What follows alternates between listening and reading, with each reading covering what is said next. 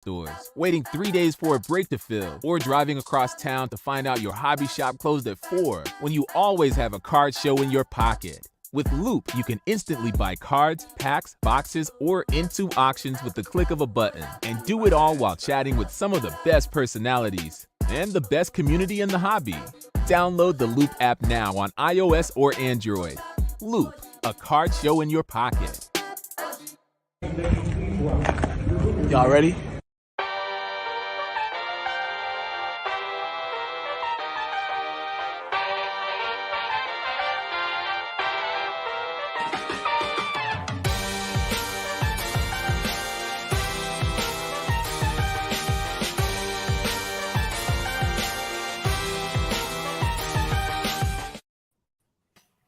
Welcome everyone to Fish Stripes Live, presented by Loop.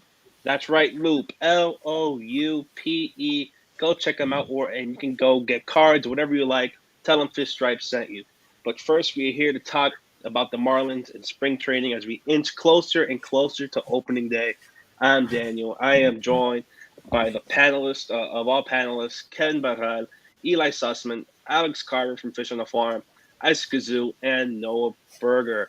First things first, boys. The first thing to talk about is the big rumor that's going around that was reported by Mike Rodriguez earlier today about Starling Castro potentially coming back to the Marlins. I'm relaying that to you. I saw that posted. I have no comment. I have no idea what's going on. I think just from our facial expressions, we've already said enough. Yeah, to get people caught up to speed, if they did, this is the same guy who, to his credit from Univision, was kind of on top of the Jorge Soler signing. He was saying days before the Marlins got him that the Marlins were competing kind of with the Braves and intensifying talks for Soler. So he's had some other mild scoops behind it that made me put just a little bit of weight on what he said here. But, the tweet has already been deleted. He clearly has been in contact with Starling Castro in the DR, and Starling does not have a deal with a major league team, mainly because he's coming off a domestic violence suspension last year when he was with the Nationals. And it would be a very odd fit with the current state of the Marlins team. It is just curious that the names were linked right there. And we know in general that the Marlins aren't totally done putting together their roster for opening day. So I guess everything is on the table, but hopefully not this particular move.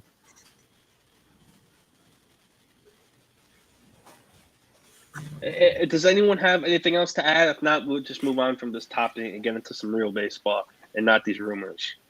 Yeah, John Birdie's better. Why don't we move on to the next topic? The next topic is just overall, just spring. We have opening day inching closer. We still have one more stream right before opening day. Off seasons are winding down to a close. Looks like this is the roster that the Marlins are going to take into the opening day. Just what have you guys seen from spring? What has impressed you? Who maybe disappointed you so far this spring? Well, I guess I'll go first. The pitching was, it was on a great streak for the longest time all spring. Luzardo, Sandy, Meyer, obviously everyone was pitching well, even Eliezer, but a little bit of a hiccup was last night's game. Pablo Lopez did not pitch particularly well. His command, usually one of his best features is his command, and he was not locating well. His velocity was pretty down, which is a mild concern to me. He topped out at 93.9 miles an hour, usually averages close to 95. So I think that's something that Miami will have to monitor going into the first week of the season. I think he'll have one more spring appearance before opening day on April 8th. But I think that's of all the horse hockey that went on yesterday with the Mets beating up on the Marlins bullpen, I think that's the main bit of news that the Marlins fans need to focus on. Yeah, to give some people some help, I did throw up the current camp roster at the moment where, what is it? It's like 32 guys, 33 on the 40-man roster, plus about a dozen non-roster invitees who are still with the major league club, that they'll be narrowing this down to 28 players. And so, it's pretty well defined at catcher at this point. Mm-hmm. And with the outfield, we know that they'll be picking probably between DeShields and Roman Quinn. With the infield, it's pretty clear too. It's a lot of names, but most of those guys are going to be on the outside looking in because with Devers dealing with an injury and Eric Gonzalez just being a depth piece. And then even with these pitchers, it's kind of clear cut too, where maybe they have room to sneak on one guy who's outside the 40-man roster, like a Sean Armstrong, for example. But otherwise, it's going to be mostly those familiar names that we saw last year. And the rotation itself has been pretty well defined as well. But what's lurking over this is that we know that Kim Ng she even admitted as much on MLB Network Radio that she's still looking for relievers out there. Like, the timing of it is very awkward. That's this close to opening day. People are not going to believe it until she actually pulls the trigger on it. But I kind of believe her that they are going to find some sort of creative trade, it seems, at this point in the offseason to like try to tie together the back end of the bullpen. Who could be? I really have no idea. But they're continuing to look, and they recognize that it's a sore spot on this roster for sure. And the obvious in-house solutions, maybe buffing up the bullpen would be, with the emergence of Edward, he pitched well in his spring debut, maybe gets another spring appearance. I don't know if they're going to do this, but they seem to really like him in the starter role. Just put Eliezer Hernandez in there, and that automatically makes your bullpen a lot better. And also, I think it makes your rotation a lot better, because we all know what happens to Eliezer after he's pitching 5 innings. He tends to get racked in the later innings of a ball game. And if he's, just inserted into the bullpen, that makes it significantly better. And, you have Edward Cabrera, pretty much taking his spot. It's a really fire-powering rotation, in my opinion. I think just the question is whether they think Edward is ready, whether he's had enough reps. He did show up one day late to camp, so we'll have to wait and see. I think he has gotten a lot of backfield action, so maybe he was able to catch up. And if he was, Miami does start one day later than some other teams in the regular season, and he could pitch Game 5. So I think that would be something to consider, especially if they're not able to bring in any other outside bullpen help. I will say, before I get to my rant about where in the world is Brian De La Cruz, we're getting there. We're getting there. Before I get there, last night with Pablo, we were speaking to him after the game. He was very clear about how he didn't give himself enough options. He was always getting behind an account. His velocity, he said his velocity was there, but his command was not where he wanted it to be. He was missing to exactly where the hitters wanted it, and he's going to work on it. And I'm not concerned at all with Pablo. Also, you have to take into account the fact that he was working with a Lorenzo Quintana as the catcher. Jacob Stallings obviously not starting because his wife just had a baby. So working with Lorenzo Quintana, a catcher he doesn't work with regularly, also not a major league catcher, it's kind of hard to get on the same page. Also with Brian Anderson in center field, it's spring. Why not? Honestly, why not? Everyone needs to relax. Seriously. Now, where in the world is Brian De La Cruz? I'll get to when you guys. You can wait on that. That's a. I don't agree with most of what you just said, Noah. Honestly, but your face said it all. The fact that he said he had his velocity, he did not have his velocity. That's false. He really did not. And that's the most disturbing part. Whether he's missing spots, he's throwing to a different catcher, that's fine. When you're 94, he was over 94 was his average velocity last year, and you come out for 91, barely reached 92, 93. That's concerning. And I don't care if it's spring training. It's late spring training. This is one of his last starts, probably second to last. And you're nowhere near your usual velocity. That's a concern, especially for a guy that has had multiple injuries. So, the other stuff that you said is fine. He's throwing to a different catcher, the guy that that's never caught him. I think a major league pitcher, the caliber of Pablo, should be able to overcome that. But it's spring training. Everybody's working on something. That's fine.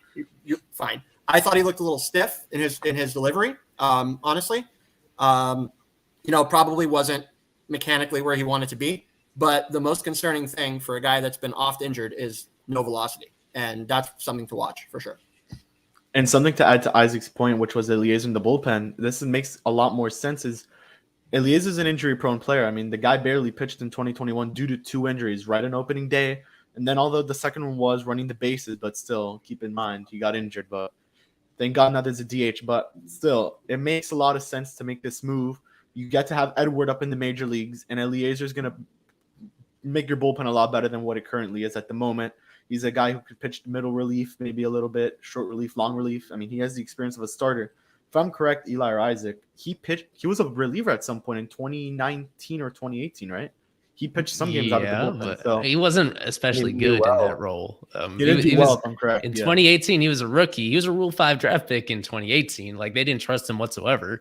His performance as a starter has been all right. It's just he doesn't go deep into games, as you said, which is a very fair complaint. But it's really, I guess I'm kind of zagging on this, that I don't see any urgency to remove him from the rotation mix, especially early in the year when you have expanded rosters and more relievers than ever before. Like, he's somebody that really doesn't hurt your team as much as he may in other circumstances. I don't see the harm at all in having Eliezer begin the year in the rotation, and until, he like fails his way out of there, until you feel pretty confident that Edward Cabrera is an upgrade, until like proves you wrong that he can be a competent starter, then you make the move. His track record is like not as bad as people make it out to be. And again, we have almost a full month of these expanded rosters where it seems like the Marlins are going to go with 15 pitchers with 10 relievers. Eliezer is kind of in a good position to succeed in these particular circumstances. I still see him as a guy who could be traded to make room for Edward if they are totally convinced that he is ready to hit the ground running and stick in the rotation. I could see that. But in terms of moving him to the bullpen, I don't understand the point of that at all, Eliezer. He's a fine back end of the rotation starter, especially under these circumstances. Yeah, and I think something to clarify very quickly is that Dylan Flores is not going to be ready for opening day, it looks like. So adding Eliezer would provide a little bit more insurance there that we could replace with Dylan Flores until he's back. So something else to keep in mind there. Yeah, and Sean Armstrong has been pretty good. I just want to the idea of having Eliezer in the bullpen was solely based on the fact that if they don't do anything to solidify that bullpen, because they really need to do something. It can't be Sean Armstrong and Zach Pop pitching those meaningful 7th and 8th innings. So I think I would trust Eliezer a little bit more. But no, you're right. He has been good as a starter, so he would be solid for a number 5 guy if it's not Luzardo. Question for the group: would you guys trust Anthony Bender as a closer? I'd rather not right away. Definitely like in May. Let's say over last year and Bass already had that 1 year under his belt and Bass did what he did in April, then yeah. But to be the opening day closer, preferably not. If they do nothing else to shore up the back end, he's the only guy. The only guy in the bullpen that you trust with that spot. So if they do nothing else, which maybe they will, maybe they won't, then Bender has to be, especially with Floro out, then Bender is the closer on opening day. Yes. Trust is a big word. So the issue, I think, is you don't wholeheartedly trust any of the guys in this bullpen right now to be the closer. But he's the closest thing. Yes, I agree that he's the one that certainly has the upside. He has the most, he checks the most boxes that you look for in a closer type among their existing options. So he would be my recommendation for that role. Absolutely. At the moment, he's adding another pitch too. Spin rates are disgusting. Fastball's good. So yeah, the stuff is there. It's just how consistent is it, right? That's what you kind of worry about. And he's had a phenomenal spring training. He is by far the best. He has, yeah, definitely. You're right. Performing the best by a wide margin than any other.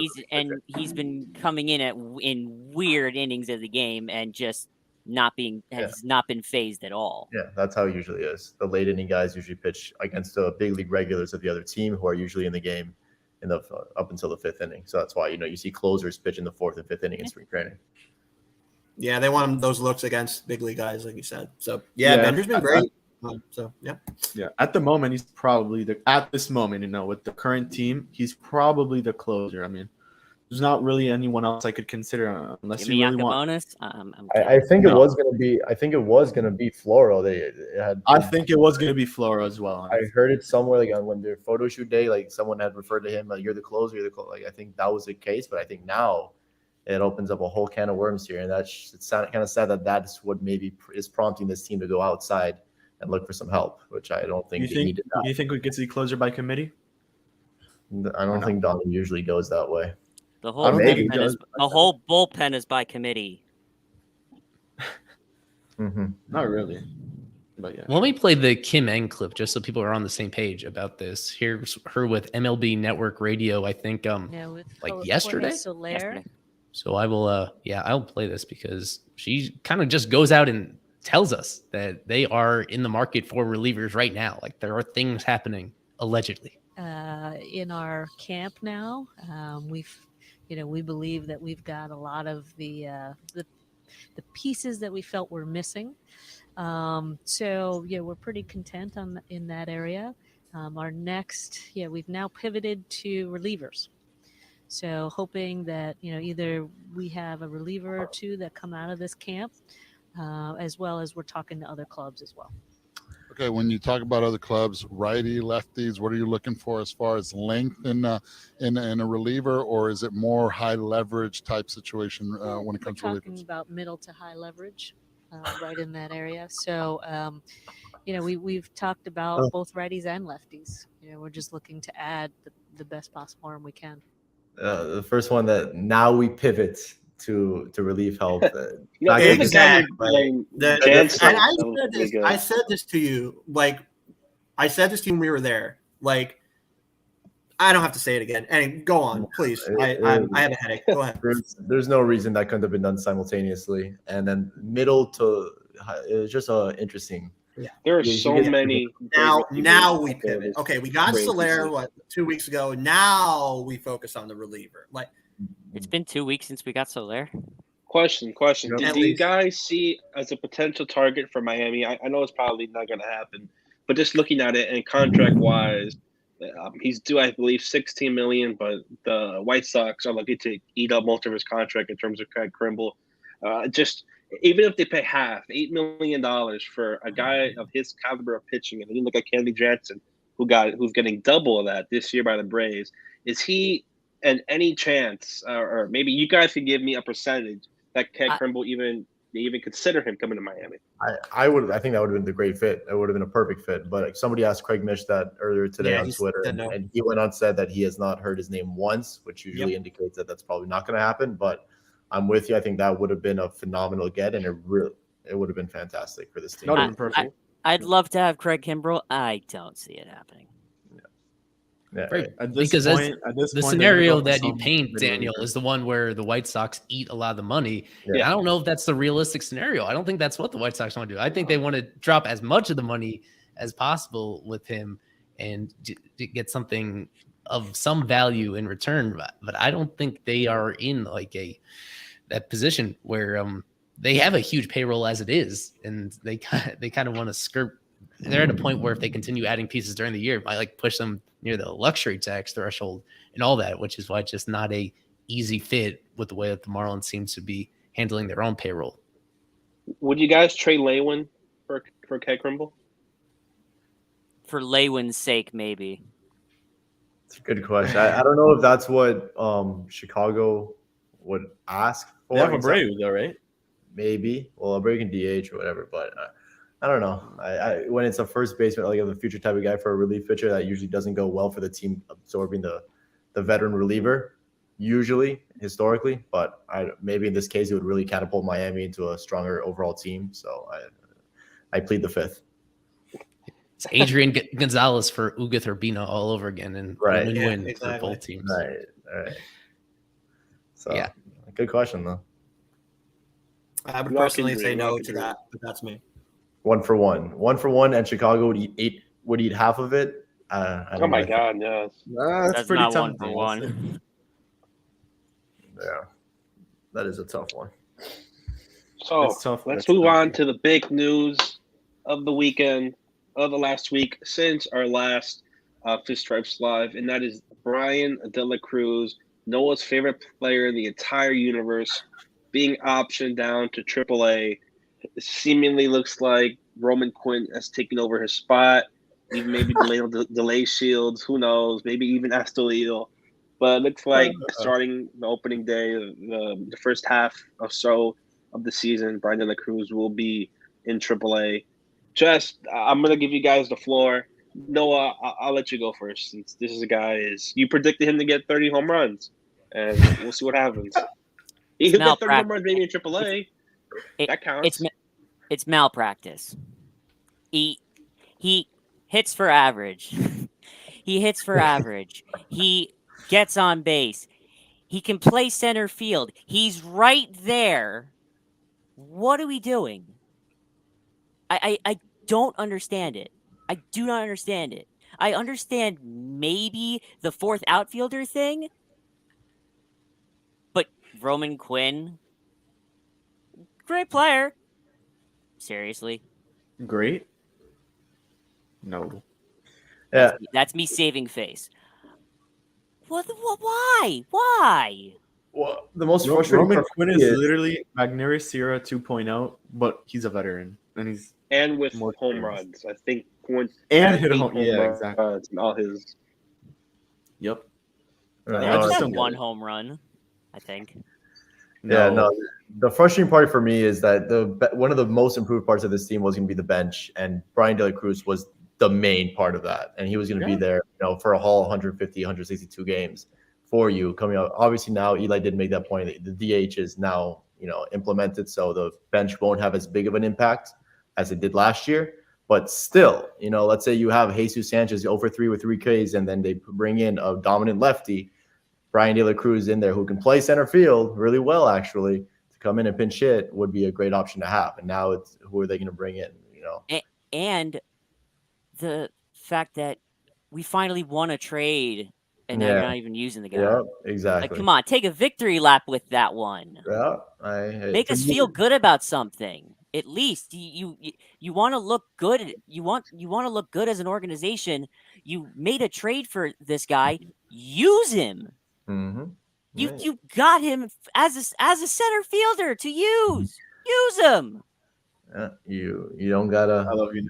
You're preaching to the choir. It makes no. To me, it makes no sense, especially with Roman Quinn. Blatant malpractice. Yeah, I'm sorry, but Roman Quinn has shown me not much in spring training. I mean, he's been okay, but De La Cruz should be in there over Roman Quinn. Cruz should be on the major league roster, like that simple. At a minimum. He and not only that, De La Cruz showed more than enough to be a major leaguer in his first in the second half of the season when he came in. He played 296. Well. Exactly. I mean, he should be that's there. the end of the conversation. He hit 296. That's the end of the conversation. Well, he De La Cruz as a fourth outfielder is really good, and that's something we have to consider because now Roman Quinn is a guy who, yes, he could play you defense. He'll probably be good at it, but he can't hit. I mean, the only thing you could do with Roman Quinn on offense is place him as a base runner, and that's pretty much all you could do. Well, I'm glad you mentioned that. De La Cruz can hit. He can field. He can do it all. Too. Can I give you guys? Can I give you guys another option that should be considered here? And you guys keep talking about Roman Quinn. Yes, I know they signed him. DeShields. Yes, I know they signed him. He's gonna say Brian Miller, guys. Bring up my guy. Why not Brian Miller? Why not? Brian. We got it. They hate. I mean, Brian. I know they won't they hate him Reynolds. too. Yeah, you're right. They won't play Brian De La Cruz. They won't play Brian. They hate Maybe Brian. it's the name Brian. They just don't like Brian's. I don't know. Like maybe that's what it is. I don't know. But De La Cruz, you're right. Noah should be on the roster. He's apparently not going to be on the roster. And Brian Miller has been good as one spring training. Brian Miller has had another great spring training, by the way. He's only played sparingly and mostly late in the game. Yes, I know that. He's had another great spring training. Why not? Faster than Magneuris Sierra, faster than Roman Quinn, for sure. Probably better defense than both of them in center field. Slappy singles hitter, perfect bench guy. So and not just center field too. He plays all positions in the outfield. You're right. You want versatility? There you go, right there. Right. With De La Cruz apparently not going to be the guy, and for whatever reason, I don't understand it. And you're right, that should have been the guy. That's the next guy I look at as the best option. But if it's not going to be De La Cruz, there's no way it's going to be Brian Miller. I just want to clarify that they're going to go with Roman Quinn, unfortunately. Probably not. And we're going to have Max 2.0. But that's the problem with this front office. New, I guess you could say, new look front office. The new front office. Creating an effective back end of a roster. They can't do it. They cannot do it. And it's right there in front of them with De La Cruz. They can't do it. Second option, Brian Miller, they probably won't do it. And they'll go to what does the bench look like now? And it's shambles. That's what the bench looks like. Something else. So the bench is now it's going to be Wendell, Payne Henry, we assume at the moment. No hate to Wendell, he's awesome. Absolutely love the Wendell. Wendell's been great. Great. He's good. Something that Quinn, like you mentioned, Kevin, will be used for is like pinch running, and the stretching is that's fine. What you want to have a pinch runner on the bench, pinch runner specialty, fine. But expanded rosters, you could also fit Brian De La Cruz, or if it is a pinch runner situation, Brian Miller would also make a lot of sense. Yeah, Well, I want to give out It just makes some no sense. stats from Brian De La Cruz last season. 26 games in August. He hit 384 with a 9.25 OPS and a slugging of 512. And then in September, he Music did to go my down a little ears. bit. He still had 26 games, but he hit 239 with a 7.22 OPS with 402 slugging. I don't know if the Marlins saw that. And maybe We're losing going Daniel. down, especially hitting. Not me this time, guys. Hear me? It was me this time either. On the Hang other on, side, Daniel. yeah. Hello? Now we Oh, you're got good you. now. Wow. Now you're good. No, no, Oh, you're back to no. glitching. We're gonna take a breather. Hear from our friends at Loop. Be back in 30 seconds, and I'm sure Daniel will be resuscitated. Need a technical difficulty screen. Why bother with empty shelves at retail stores, waiting 3 days for a break to fill, or driving across town to find out your hobby shop closed at 4 when you always have a card show in your pocket? With Loop, you can instantly buy cards, packs, boxes, or into auctions with the click of a button, and do it all while chatting with some of the best personalities and the best community in the hobby. Download the Loop app now on iOS or Android. Loop, a card show in your pocket. Our host is MIA, Daniel Rodriguez, logging out and probably logging back in just a moment. I guess this is a good opportunity for me to, plugging Loop as we always do. But in this particular case, I can show you guys my new t-shirt that just arrived today from our friends at Breaking Tea. Solar Power. Oh, Those are nice. awesome.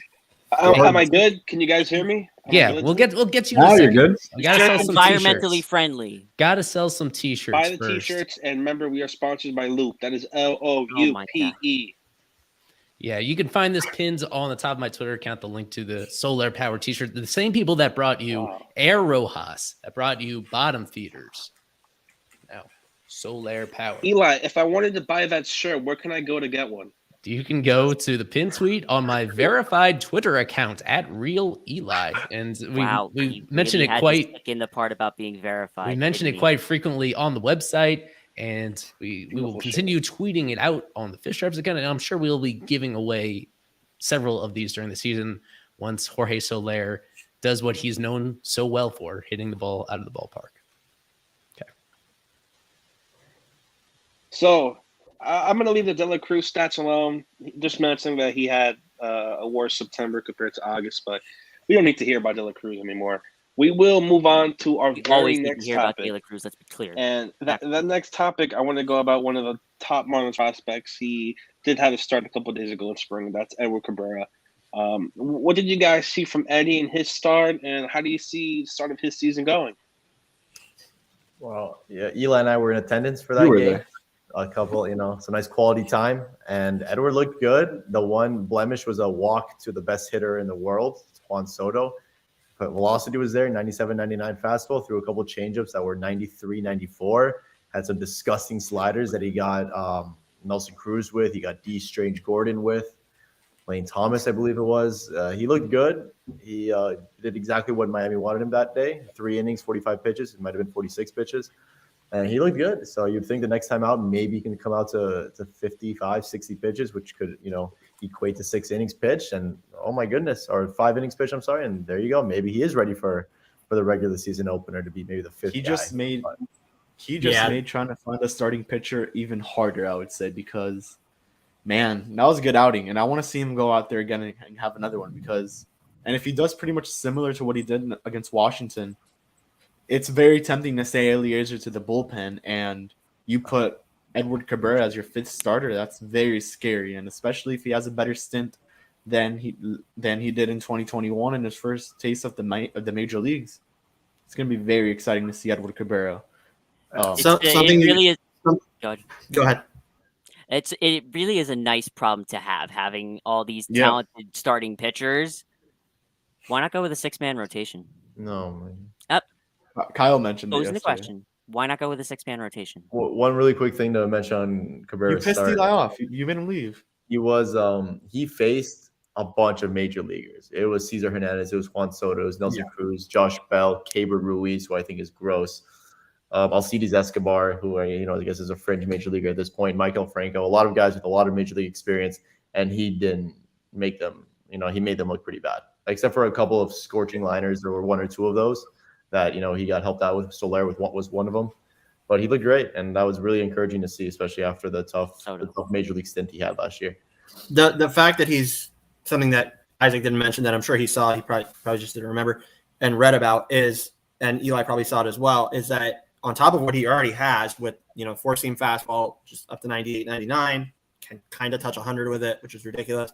Slider, amazing. A little bit of a changeup. There was a curveball too. He's now adding in another pitch, which is a two-seamer, and that pitch has started to look kind of good as well, and that's probably what he's working on, but it gives him another weapon. So as good as he already was, another look, man, where you have pitch coming in, looks like a four-seamer, and it just drops off the table, that's going to make him even better. So, yeah, that guy is – I really don't think he has anything more to prove in the minor leagues, honestly. I say that about a lot of guys, but especially we'll leave it here. He's probably the top prospect in the system right now, arguably. And, man, if he's ready on opening day, I don't think you can hold that guy back, and I think Eliezer has to go to the bullpen. Has to. I mean, you cannot hold back Edward Cabrera for Eliezer Hernandez. Can't do it. So, yeah. Yeah, no. It may not just be about they for some reason they really do enjoy Eliezer in that rotation. And to his credit, he has right. They also want to build Jordan Holloway as a starter still too. So everything together. I don't buy that until I see him in the AAA rotation. I don't see that happening. He'll be in the AAA rotation probably as a third starter. No knock on Eliezer because he's been pretty good. I mean, he held up pretty well not last season. It was 2020 where he had a pretty good season. He was very consistent. I mean. It's just now when you look at it, this young talent is a lot better than Eliezer. And it's not that Eliezer can't be a starter. It's just Max Meyer's a lot better. Edward Cabrera's a lot better. I just want to, have that as a consideration. Well, at the moment, we don't know if Edward Cabrera is a lot better than Eliezer. We like the but I'm just saying it's not that saying Eliezer is a bad pitcher by any means. The stuff is definitely better. The stuff is definitely Rule 5 pick. He's a Rule 5 pick as well. The stuff of Edward Cabrera is definitely better than Eliezer Hernandez. Definitely. I mean, I can say that infinitely. Is he a better Major League Baseball player? That, yes, we have to still see. But, man, he definitely plays up to it for sure. I'm not knocking Eliezer. He definitely has a role as a Major League Baseball player. But in this system, I don't think he's a starter. I think he's a reliever.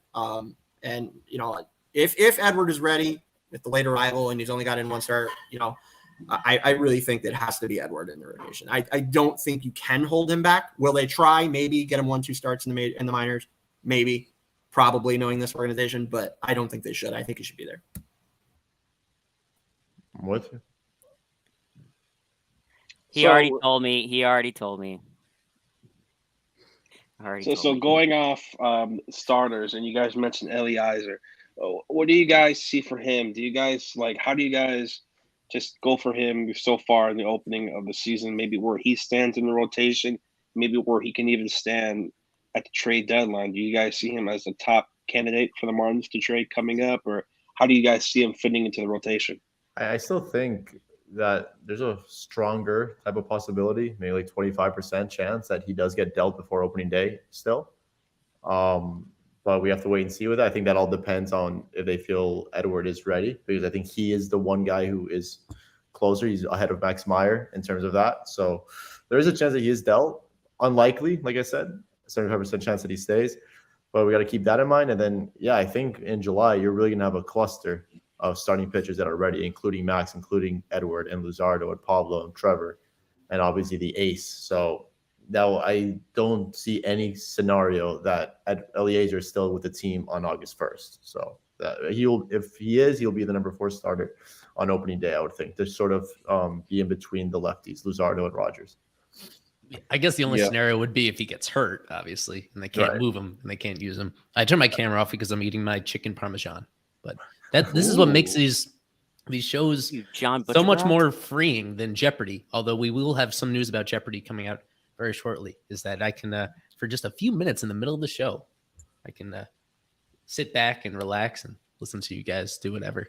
But Isaac kind of hit it on the nose what I'm thinking about Eliezer, and that And more specifically, at the moment, the fact that he still does have some considerable trade value as someone that has been like an average-ish major league starter when he's been healthy the last several years. And other teams covet that probably more than the Marlins do. And you could get something very intriguing in return, either at another major league position, but more likely just a really solid prospect that makes sure that this window of being competitive is sustained for a while.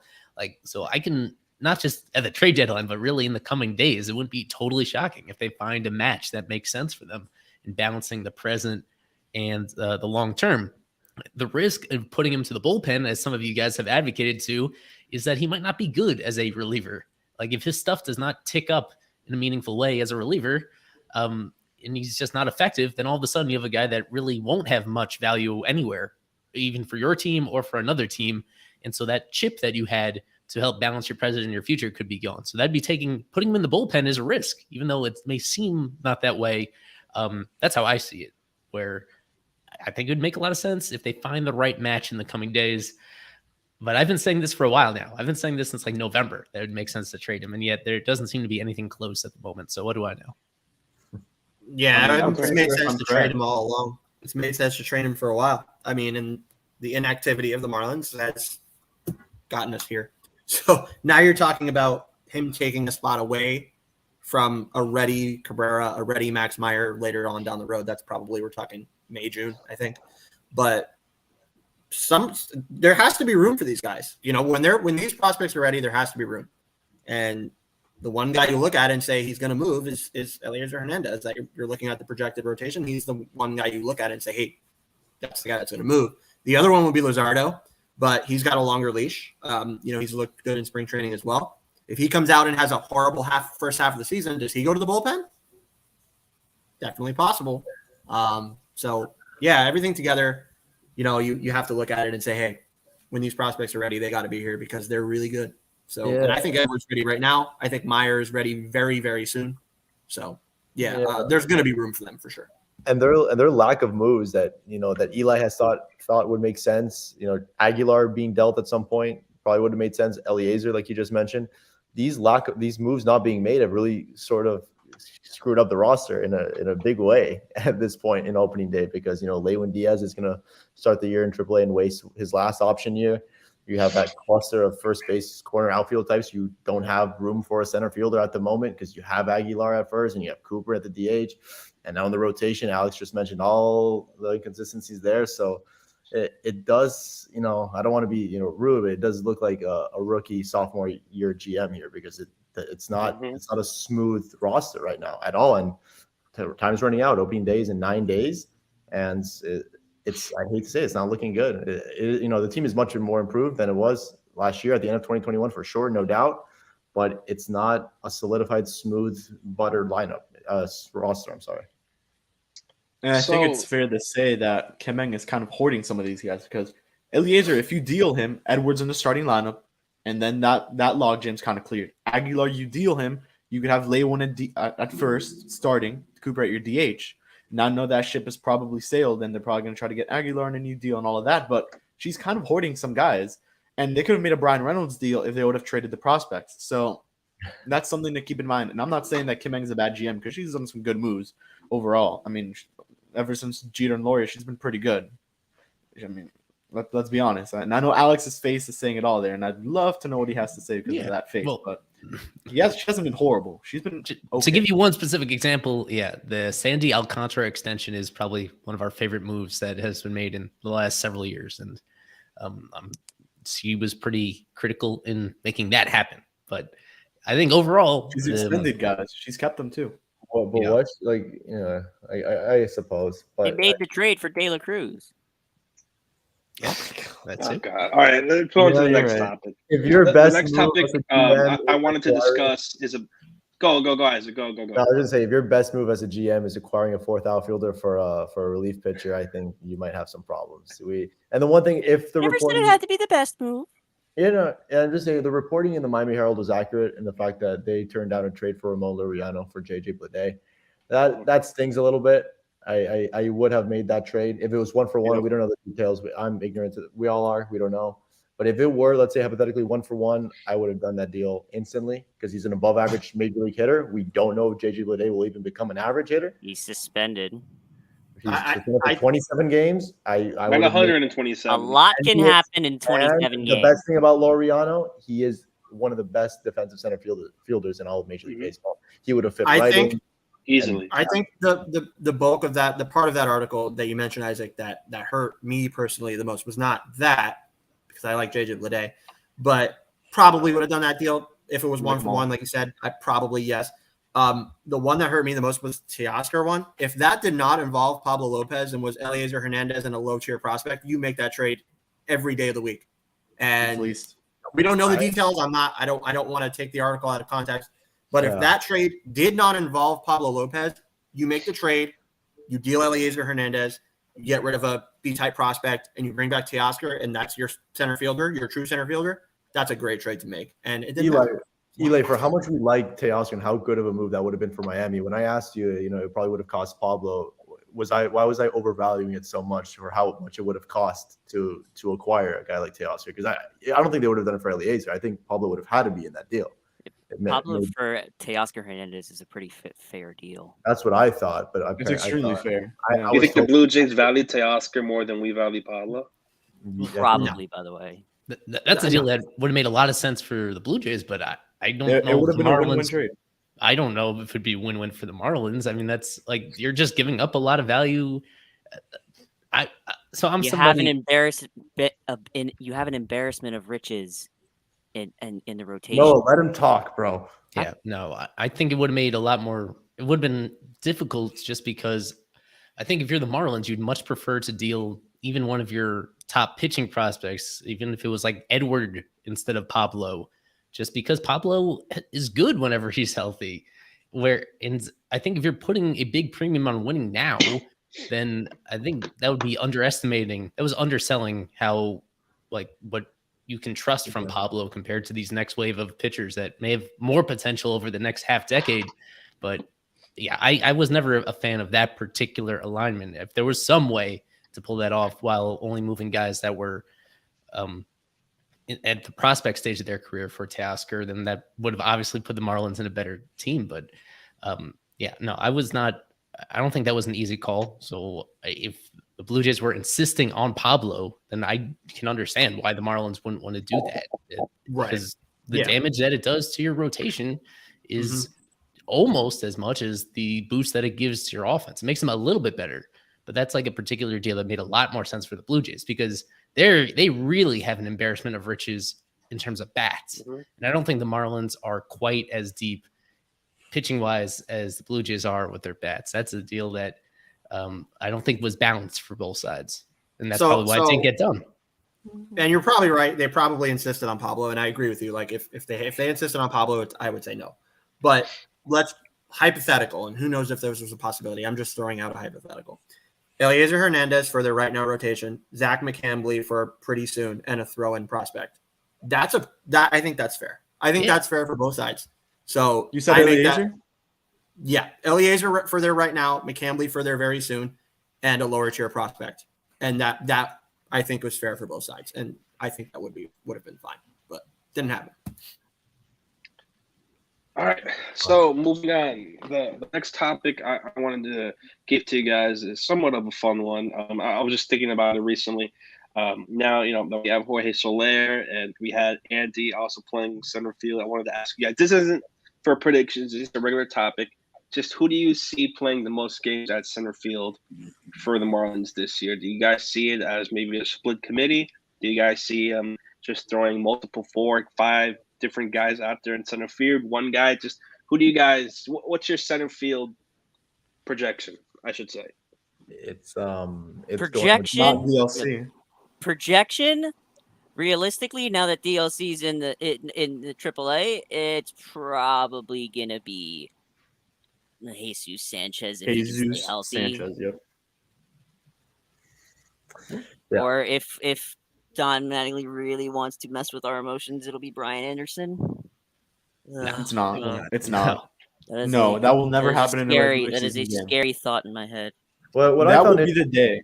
That will be the day. I know the Marlins are not thinking right. If they put Brian Anderson in center field for a regular season game, that actually means something for the team. It's going to be Jesus and Avisail. What I found interesting about him being in center last night was that, you guys mentioned in the chat as well that there were some center field options in the starting lineup.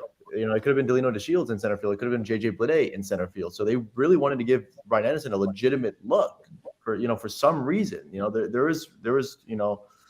There's reason for him being out there in center field. It wasn't just like, oh, we wanted his bat in the lineup. No, they decided on that the day before. That had been decided the day before.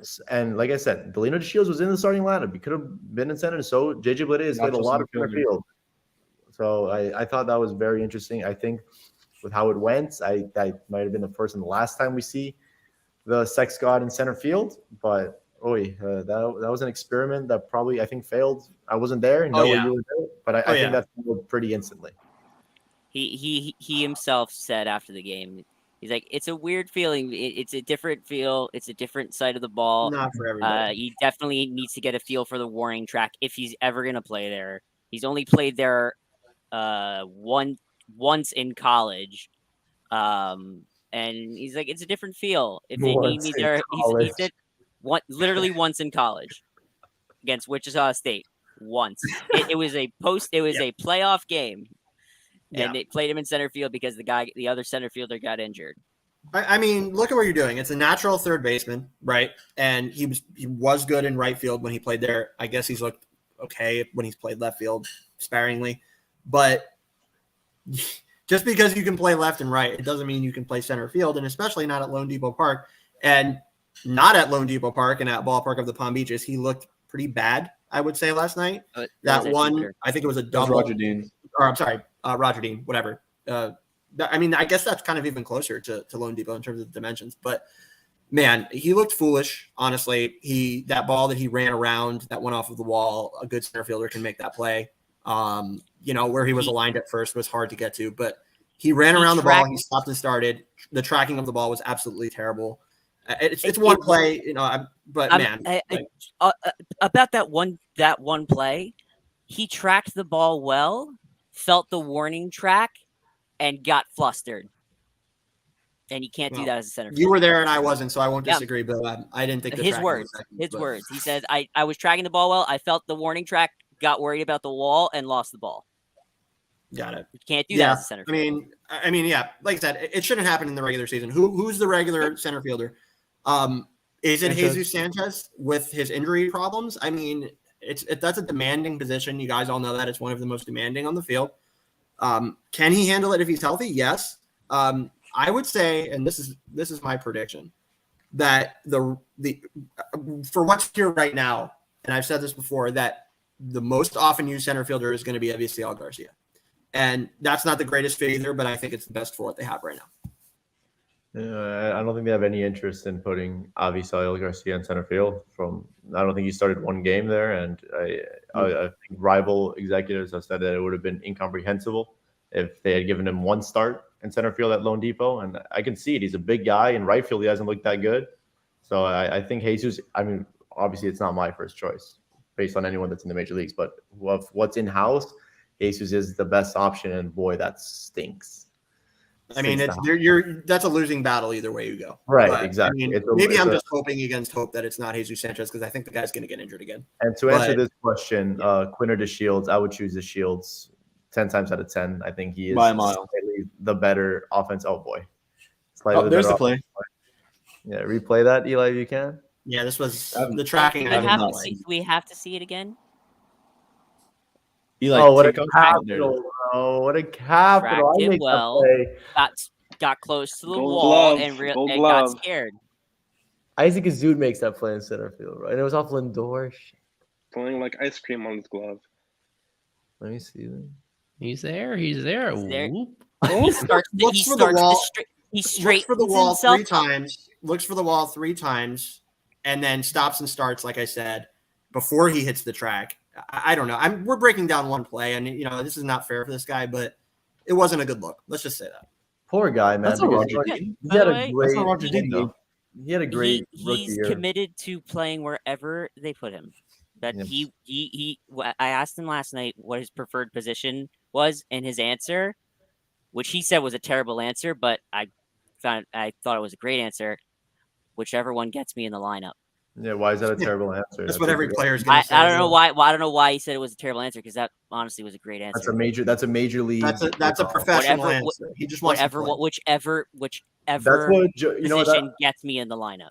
I actually asked Joey Wendell the same thing. I was, of the 3 infield spots, which one's your favorite, and the one that gets me in the lineup most often. So maybe they all have the same PR guys. Well, one more time. He's going back. He's tracking the ball. Come on, don't. He's looking at it. He's making sure he's trying to make the play. He's going, and he hasn't, and it's right by him. Yeah, at least his hand was putting it. I hope we never see that again. I hope we never see him there again. No knock on BA. Good player if he's healthy, but is it Jesus? Is it ABCL? I mean, probably a mixture of both when you come down to it. Probably more Jesus, like Isaac said, but I think Avi will play there as well. Right. When they signed Garcia, and I put out an article trying to dive in whether or not he could actually be a viable option in center field, a lot of it has to do with his conditioning. He was really overweight in 2020 when he happened to play center field. Then he really slimmed down last year for the Brewers, but he didn't play any center field at all. He was in right field. And now this year, just based on my eye, I feel like he's kind of in between. He's not especially slim now this year, but he's not as plumpy as he was in 2020. So I think any stats on him from 2 years ago are a little misleading as to how bad that is. Then again, I think it just speaks to the fact that Brian Anderson got game reps there before he did. It just shows you that the Marlins themselves don't see it as an option based on where he is now. So to answer Daniel's original question, my prediction would be Jesus Sanchez. And I think the second most realistic answer is Ramon Liriano. I think they're going to re-engage with him as when his suspension ends. And I think when they do, they install him as the everyday center fielder. I still think among the trade options, that's the one that if they want to do it relatively early in the year, that they're going to be able to strike a deal with the A's. The A's are going to be willing to sell him. They were reportedly willing to do a deal just a few weeks ago, but just couldn't find the exact match on what the return package would be, as we discussed before. I still think that's a likely option. And the bottom line, and the reason why I guess our vibe is a little bit down today, is that we don't like any of these solutions all that much at the moment. For a team that wants to tell us how much is on the line this year and how much they're committed to winning this year, the fact that they somehow got to this point and didn't do much of anything to resolve this particular position, this really vital position, on the backs of having a great solution in-house that they just didn't extend, when we feel like they could have simply done that. It's just a building up of that original mistake that is driving into people and very frustrating, even when a lot of other things about this team are going in the right direction. Well, I guess just to end on this topic before you go on, Eli and Isaac, do you think that this injury, most recent injury, I should say, to Sanchez, maybe weighs on their mind a little bit? Is that why they went to try to go to BA? Can Jesus really handle this and stay healthy? It's a guy that's been injured. We know that. It's a top prospect. You want to protect that, right? Definitely can hit for a lot of power at the plate. Looks good at the plate. So you want to protect him. Who do you go to? You try for Brian Anderson to try to stay away from Avisail Garcia. That's probably not going to happen. Honestly, I think even though Isaac said what he said about teams not seeing him as a center fielder, he's not a center fielder. Neither is Jesus Sanchez, really. Brian Anderson's the furthest thing from it. But with this injury, maybe that scares them into playing. Change my name. Avisail more in center, and that's just the thought. That was my basis for my guess, but we'll see. Yeah, I don't know if the the Jesus Sanchez injury is what prompted them to try BA in center field, but I think it's definitely going to weigh on them. I think that sort of shed a light on, the risk you have in having Jesus Sanchez play there every single day, the injury-prone player who really has not been able to stay healthy for a full season in a long time. So I think that did sort of shine a light on that issue. And the fact that they didn't, like you said, Alex, they didn't have Avisail Garcia start in center field yesterday is just shows you how they feel. And I think they want to try to stay away from it. I think they want Avi in right field for all 150 games. They want Avi in right field. I think that's what he was promised when he signed here, probably. And they sort of, they didn't hold up their end of the bargain because they don't have a center fielder, so they had to go with Jesus and maybe Soler and DH. It's an interesting situation. It's a bad one. And now moving on to our favorite time of the stream, and that is prediction time. And I have 2 predictions for you guys before we move on to series predictions. This is the last prediction that we have for players or what we expect for a season. And I have 2 for you guys. The first one, I'm going to let you guys think about it because it's 2. First one will be Marlins Rookie of the Year. I'm not talking about how the Marlins do it. I mean, how the Major League Baseball does it. We need to have a certain amount of, starts and innings. None of that. Just who do you guys, what rookie first year on the roster will have the biggest impact? And second, who do you think will be the Marlins breakout player that maybe no one's talking about that will have the biggest impact on the team? Does not have to be a rookie, could be anybody. I'll start. For me, I think the Rookie of the Year for the Marlins will be Max Meyer. I think he's going to come in somewhat maybe after the All-Star break. Maybe pitch maybe around 8 games will be the Marlins Rookie of the Year. And for breakout player, I will have Jesus Sanchez. I think Jesus Sanchez is going to be the star of that outfield. He's going to hit, I would say, 28 home runs, around 85 to 100 RBIs, and maybe be the star of that outfield. That's mine. I have Eddie. I have Jesus. Kev, you're up. All right, so Rookie of the Year. Jesus can't be Rookie of the Year if I'm correct, right? He can?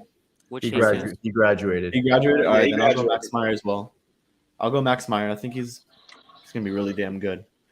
And breakout player, you said that no one's talking about. I mean, the first one that comes up to my mind is Jesus Sanchez. I mean, it doesn't have to be anyone not talking about. It could be anyone, just not a rookie. Okay, so I'll go Jesus Sanchez, but a sleeper name is Joey Wendell. That guy's going to lead the Marlins in hits. I already said that many times, but I'll say it again. He's a sleeper. He was an all-star last year. He was an all-star last year. But think of it like this. The guy isn't going to play as much as a Brian Anderson or a Miguel Rojas or a Jazz. He's going to be the bench guy. He might. I think they're going to be on the same number of games played. I think Wendell I would be surprised if they weren't around the same. I'm telling you, Eli and I were so impressed. We were having a great watching Joey Wendell play baseball on Monday, rounding second base he's a full-on baseball player. He's become one of my favorites. He can do no wrong. My bold prediction was diving. He looked great at shortstop, by the way, as well. He was making diving plays all over the place. Joey Wendell's a ball player.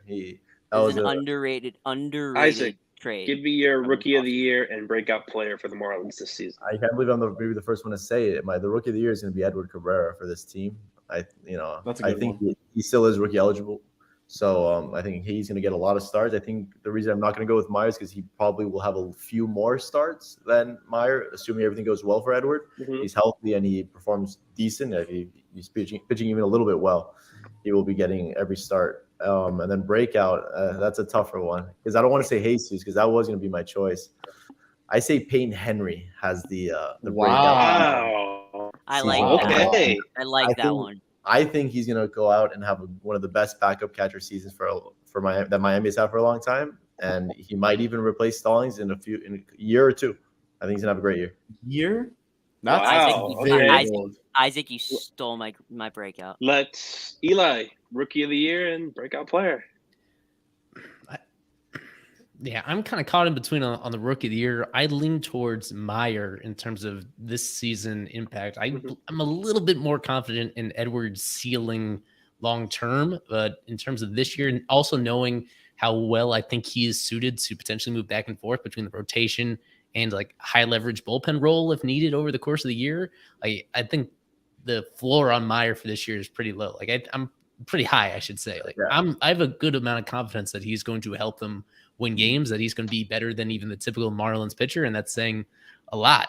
So he'll be my Rookie of the Year pick. And, you know me, I was always trying to zag in a different direction, but I think that is the sensible choice based on what we've seen of him and how the kind of opportunity we think he's going to get this year.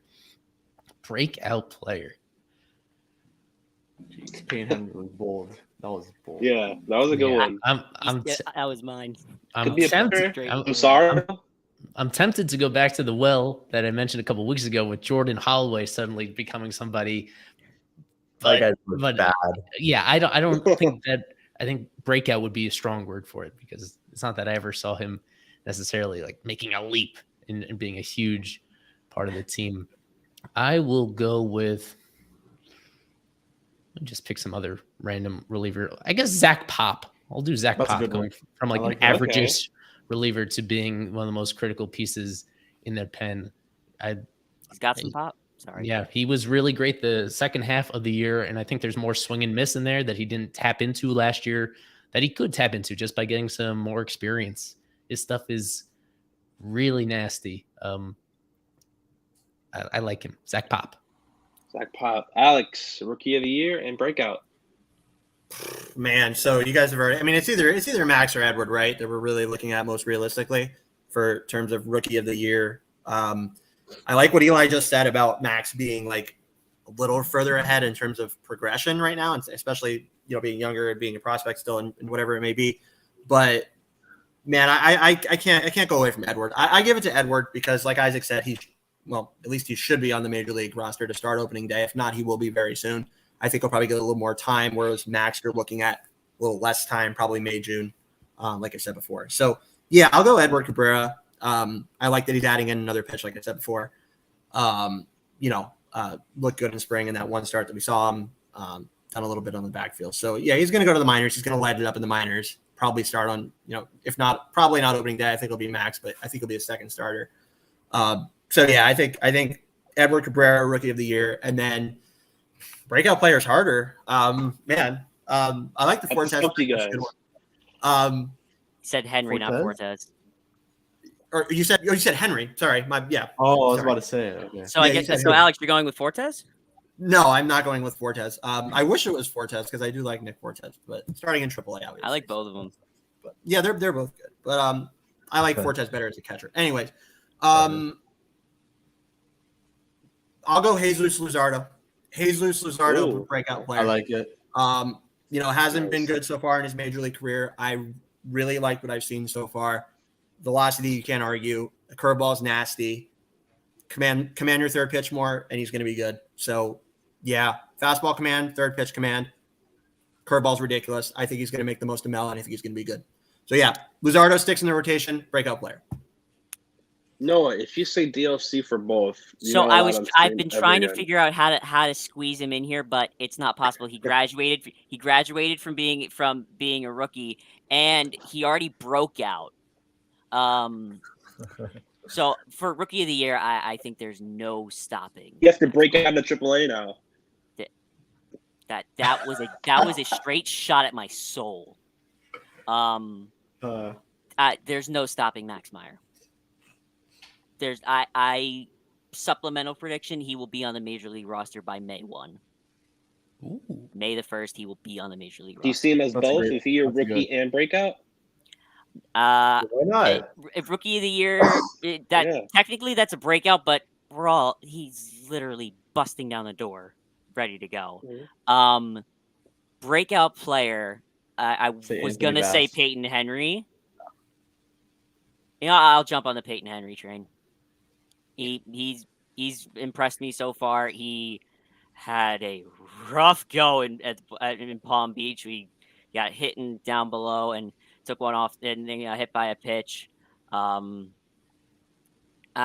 think he's going to have an underratedly epic season. Yeah. All right. A little surprised no one said Jazz Chisholm to break out, maybe go up to the upper echelon of second baseman. No one sees that. Or even Sandy breaking up to the top echelon of maybe top 3 Cy Young Award finalists, but that's for a conversation. Sandy broke out already. One. To the mainstream. 2 with Jazz. Again, he's already considered a superstar. Jazz doesn't need any more His numbers may not back it up, but he's already considered by the wider community as a superstar. How do you break out from being a superstar? Did you say wider or wider? On that note, I'm Daniel Rodriguez. Okay. Kevin, I was about to say Eli, for Isaac, for Alex, for Noah. I'm Daniel. This is Fifth Stripes Live, presented by Loop. See you next week. Why bother with empty shelves at retail stores, waiting 3 days for a break to fill, or driving across town to find out your hobby shop closed at 4 when you always have a card show in your pocket? With Loop, you can instantly buy cards, packs, boxes, or into auctions with the click of a button, and do it all while chatting with some of the best personalities and the best community in the hobby. Download the Loop app now on iOS or Android. Loop, a card show in your pocket.